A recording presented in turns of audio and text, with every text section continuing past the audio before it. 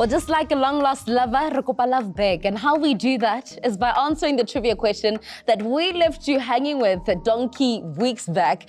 And the trivia question that we had asked you was, which was the first African women's football team to qualify for the Olympics as well as the FIFA Women's World Cup?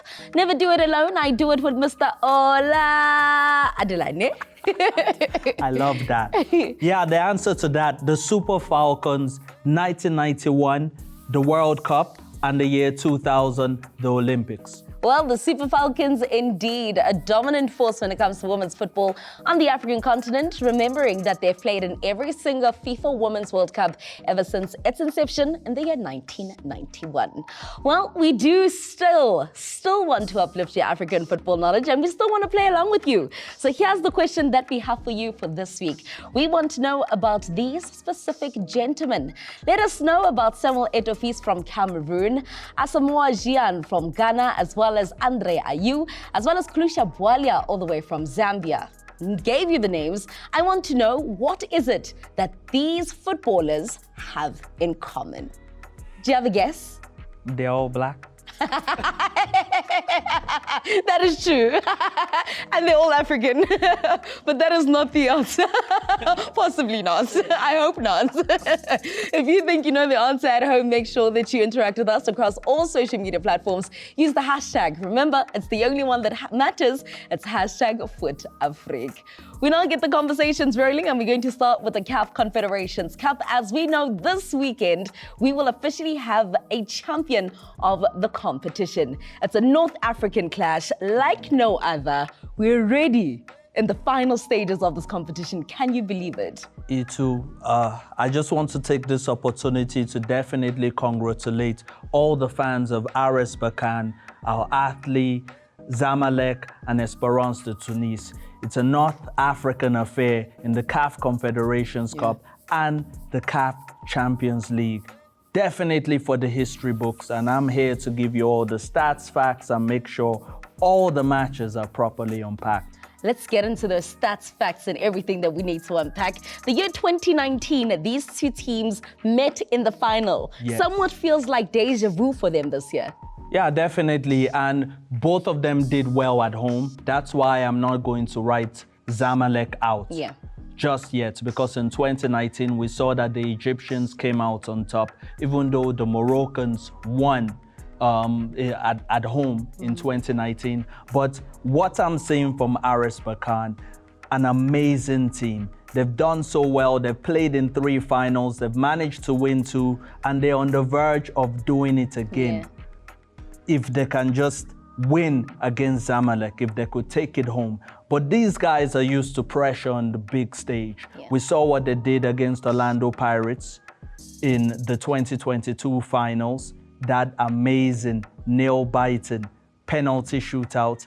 But they've been coming through each stage of the competition, just getting stronger and stronger. They passed the test in Libya, because when they played Abu Salem, trust me, it was a tough test for them, but they came through that one. Then the infamous jersey scandal in the semifinals is deeper than just, you know, the shirts fights I have with maybe Auntie Diski on set over Ben Sherman shirts. This one is deeper. This one is political.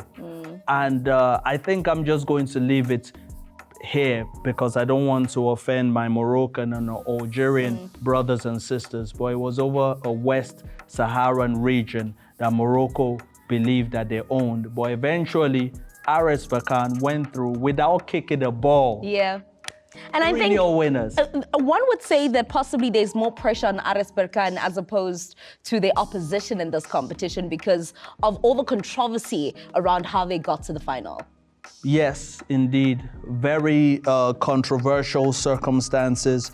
But RS Berkane and Zamalek, so many people feel like because RS Berkane didn't have to play any football to get to the final, like maybe they'll be fresher than Zamalek. But I don't believe that. I think Zamalek definitely bought it. RS Berkane and Zamalek are going to bring it to each other in the final. Zamalek, we saw how they shattered Dreams FC's dreams. I mean, it is dreams at the end of the day, right? You wake up and it's reality. But they had to wake up to the reality. I want to talk about how these two teams play. Obviously, if you look at that first leg, right? Yes. It was RS Berkane who scored first, and then like 20 minutes later, well, within the first 20 minutes, then they score again, right? Yes. And then it was in the second half only that Zamalek came back. Yes. With RS Berkane playing high-pressure games and keeping up their tempo so high, do you think they're going to be able to bring that same style of play to Zamalek in a hostile environment? Okay, what we saw in the first leg, the Orange Boys taking control of the game in the first 10 minutes, and they were rewarded forcing errors, yes, then getting a set piece. They got a penalty, and that was scored by Isufu Dayo. Isufu Dayo is the 32-year-old captain from Burkina Faso. Do you know what we say in football? When days are dark, I call upon my captain. Yes. And he scored his 20th goal in his 180th appearance for the club. But, you know, they doubled the lead through Taif. What I saw Zamalek struggled with in that game was the counter-attacks. They were not equipped for because they pushed all the numbers up, right? Yes. Yeah. And Zamalek were missing several first-team regulars, one of which was their captain, Abdel Razek. They missed his influence in that game. But what I saw is, you know, I've always told you, is the times they conceded. Yeah. They conceded in the 10th minute. They also conceded in the 32nd minute, and that was a powerful header by Abdel Taif. Yeah. And they scored. They managed to score like early in the second half, Zamalek. Just after the break. Couldn't find the equalizer. We're going to have to leave it there, but just give me a winner as to who you think is going to lift that piece of silverware. I'll go with RS Berkane. Well, RS Berkane managed to secure victory at home. Can they do it away in their neighboring country? This will be out in Egypt. The final will see these two sides going head-to-head. It's a repetition of what we've seen before. RS Berkane and Zamalek, they did it in 2019. The big question is, in 2024, who will be crowned champion?